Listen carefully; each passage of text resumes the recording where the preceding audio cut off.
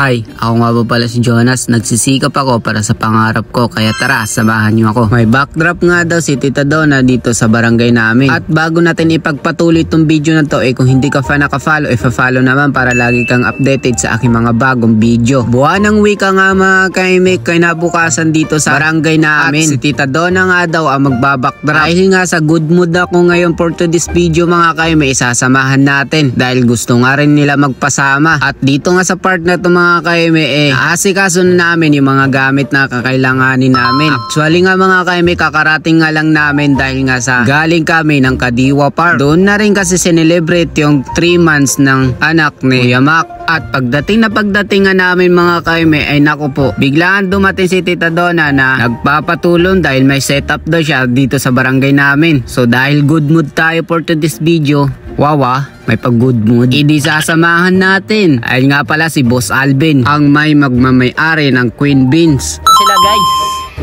si Miss Angelica Hart. Yan. Ano ba? Daman-dama.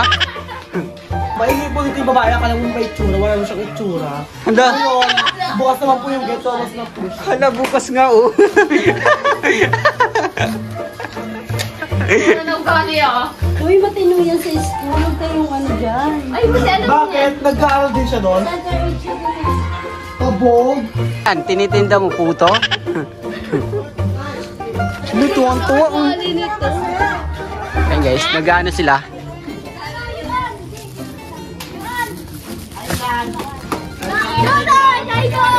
Ang gamit natin. Ladies and gentlemen, Angelica Panganiban!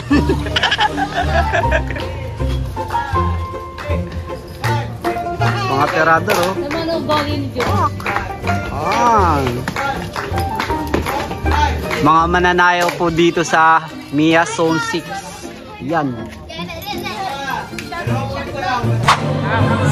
Kapit na namin yung ibang gamit. Ayun o. Tapos pagdating namin dito guys, may mga keep-up din pala dito. Aray ko. Ano? No! Si Bonji ah! Ayun si ano. Let!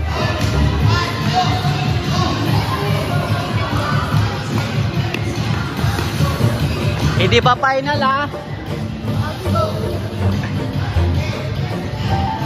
Ano na, tara na. Canvas kami. Kuha kami ulit ng gamit. Kasi ito ang hirap sa mga ano mahihirap guys.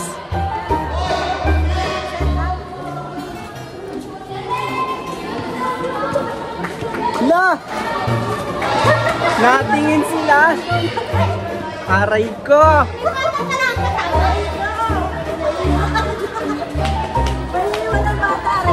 May bata kaming kasama oh. Hindi ko alam. Kaya nga namin mahakot yung mga gamit mga kaime, nagsimula na nga rin kami. Habang nagsisimula kami mag-setup dito mga kaime, may nagpa-practice din dito. Dahil nga sa malapit-lapit na ang laban ng cheer dance ng Barangay San Mateo. Labanan na naman ng mga zone. At balik nga tayo dito sa pagsisetup namin mga kaime. Dahil nga sa buwan ng wika mga kaime, ang ginawa natin sa backdrop Pilipinong Pilipino. Nakatapos na nga rin kami mag-setup dyan mga kaime at tapos na nga rin mag-practice yung nagpa-practice dyan. Tapos na tayo, tapos maglalagay na lang tayo ng ano, montage. Maglalagay. Sige na, let's go.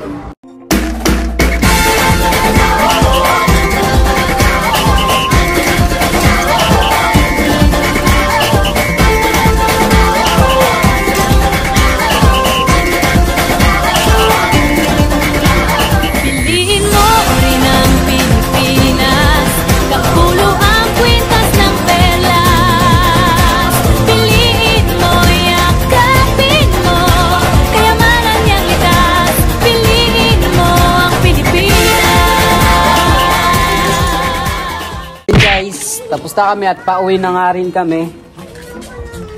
Life update lang yun guys, ngayong gabi, di ba? Ganon kami kasipag.